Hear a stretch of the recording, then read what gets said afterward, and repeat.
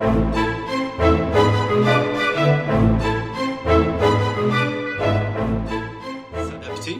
On sait que la crise en chinois, ça signifie aussi l'opportunité. Ça veut dire trouver les opportunités dans des situations de crise pour adapter son modèle peut-être. Est-ce qu'il y a aujourd'hui dans le retail notamment des adaptations qui sont faites par les entreprises que vous accompagnez?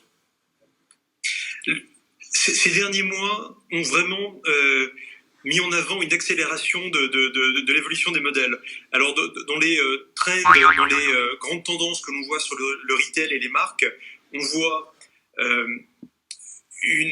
l'omnichannel est de plus en plus fort, avec à la fois, il n'y a vraiment plus de différence entre, pour nous, entre le channel qui soit digital ou offline. On voit aussi la montée en gamme de tous les live streamers qui deviennent eux-mêmes des channels. Pour donner un peu quelques exemples, il y a par exemple Lijiachi ou VIA qui sont vraiment des KOL extrêmement importants en Chine, qui lors du récent Double Eleven ont chacun vendu pour plus de 1 milliard de RMB de marchandises. Donc c'est plus de 120 000 euros de marchandises. Donc les KOL deviennent eux-mêmes des retailers.